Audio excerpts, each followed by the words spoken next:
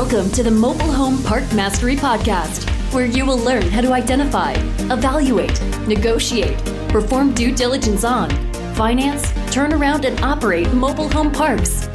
And now, here is your host, the fifth largest mobile home park owner in the United States, Frank Rolfe.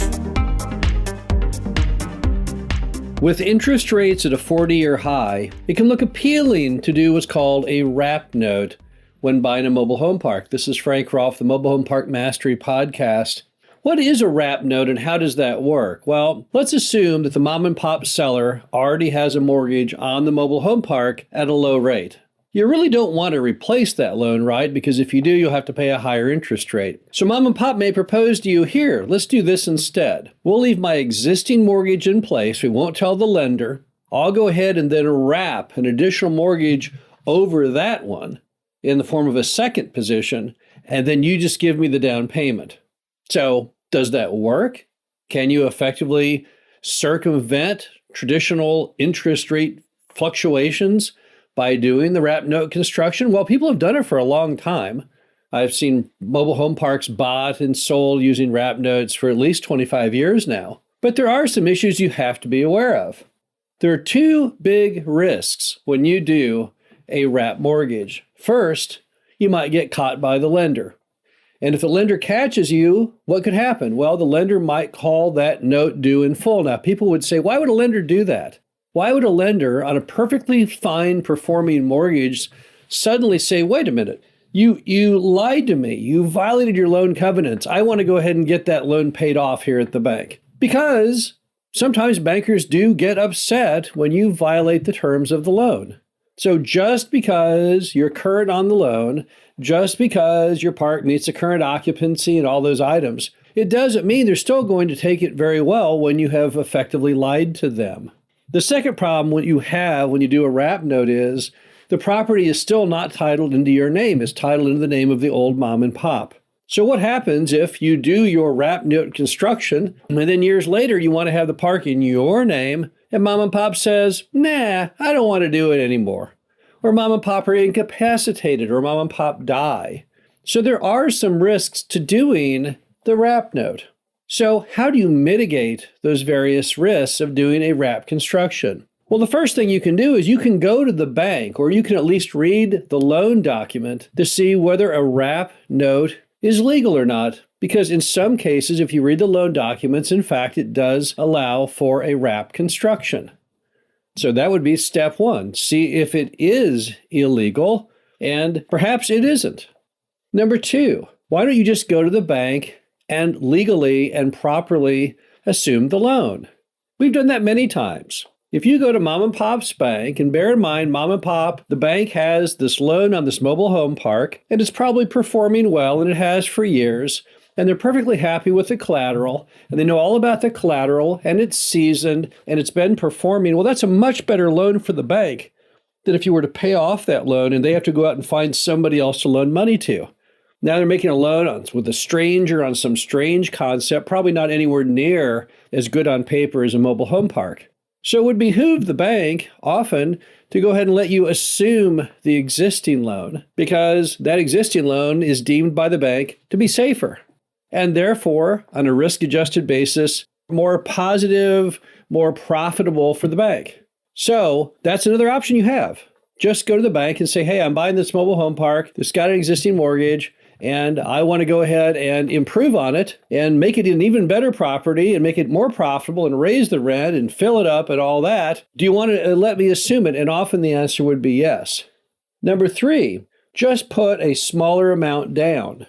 Some people, when they do the wrap construction, they still end up with a 20 or 30% down payment on this overall hunk of debt and equity. But since we're talking a unique loan product where we're going to assume an existing note and then add a second, perhaps what would make it a little better for everyone would be if you put a smaller amount down. That helps protect you in the event that the bank should come forward and suddenly call the note due in full. Because effectively, if the whole thing went down the drain, you've got less money at risk, of course, and that's better for you as a buyer. Now, it's not necessarily better for mom and pop as the seller, except bear in mind they are getting interest on the principal that remains that you didn't put down as a down payment. So you're not taking it away from them. You're not cheating them over that. So that's another thing you can do to kind of mitigate your risk. Also, another thing you could do is you could start paying the mortgage out of an account that you control, but in the name of the park. And you would do that so that the bank doesn't see that the payment is coming from somebody other than the park. So even though the name on the checking account and the number may be different than what it had been in the past, most people wouldn't look at that and that wouldn't trigger much. But the problem is if you send your payment to mom and pop every month and you rely on them to pay the mortgage, how do you know that they did? You don't. So what could happen is you could be paying your payments like clockwork every month, and without you having any idea, mom and pop did not pay the mortgage. And you're never even going to know about that till they call the loan due, because all those warning letters, everything, that'll all go to mom and pop. So by you paying the mortgage, at least you know monthly that it is in fact getting paid, and that gives you a little greater peace of mind. Another thing you can do to mitigate your risk is simply to get that park ready to refinance at the drop of a hat. So how do you do that? How do you think like a banker? How do you make your park easier to get a loan? Well, we all know the basics. Number one, get good, solid financials. Whatever software you choose, whether it could be Rent Manager or some other, banks today, they want to see good computerized records. They don't want to see things written with a purple crayon on a sheet of paper. So having good, solid financials definitely improves your odds if you have to go out and get a loan. Your chances of getting a loan, if you have good, solid, computerized records, are far greater than things that are generated by hand. Also, get that park fixed up and looking good. So how do you do that? Well, you improve the entrance. You streetscape. You take those abandoned homes in there and you repair and renovate them and get them sold. So aesthetically, make it better. Number three, maximize how much money it makes. We all know that basically the value of a mobile home park is based upon income. So let's maximize that income. Let's get all the vacant units, whether it's be mobile homes or apartments or maybe mom and pop's old stick-built home. Let's get all those occupied. Let's raise the rent up to market levels, even if that means a significant increase. We live in a time of 10% inflation roughly. No reason you should hold back on raising that rent aggressively. Let's cut costs where possible. Let's fix water and sewer leaks and items like that, get all that done, because all those things will help you get a loan later on. Finally, go ahead and get that park ready mentally in the form of that package. Don't let it fester where you say, well, I may need to get a loan at the drop of a hat if the bank should suddenly call the mortgage, and then I guess I'll start working on my package. You want to have a very well-crafted plan B. You need to all the time look at your financials.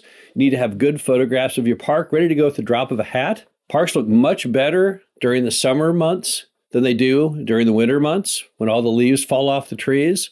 So start gathering all the things you need. Keep them in a nice spot, maybe your Plan B folder, so that you can jump out and immediately get a loan when you need to. Now, how do you fix the name on the title issue, though? Well, that's a little harder. Because unless you buy that park with the construction where you're buying it through a title company with a loan on it, then you're not going to be able to achieve that. Now, you can mitigate that with a lower down payment, so that helps. But the big question when you look at these wrap note constructions that people do is it really worth doing it? Or should you just get a traditional loan, the good old-fashioned way, right on the front end? Because that's the only way to cure all the problems I've discussed. If you looked at that deal and said, well, I'm going to do a wrap construction because, hey, I'm going to get an interest rate that's a point or two less than I can get on a loan right now, is that really smart? Is that really the best thing you can do? Is that really protecting your investment? Or are you perhaps taking out a little too much risk, going out a little too far on a limb just to hedge that interest rate a little bit? You can always refinance that loan later. So if you get a loan right now and you say, well, I don't like this rate, I liked it better when it was lower, and in fact, we hit that recession in 2023 and the rates start to decline, there won't be anything to hold you back to go ahead and get that refinanced. But that way you don't have these various other concerns. The bottom line to it all is that wrap mortgages have been done for a long time. There are certain instances where they may be an attractive option. There are some instances where, in fact, there may be no problem in doing them at all. It may be fully allowable under the lender's agreements. However, even in those cases, you do have risks as far as the title. So just be careful. Use some good common sense, and you should be fine with those wrap mortgages. This is Frank Rolfe, the Mobile Home Park Mastery Podcast. Hope you enjoyed this. Talk to you again soon. Thank you for listening to the Mobile Home Park Mastery Podcast. Be sure to visit us at mhpmastery.com to subscribe to the show, read our show transcriptions, and access all of our great information on mobile home park investing.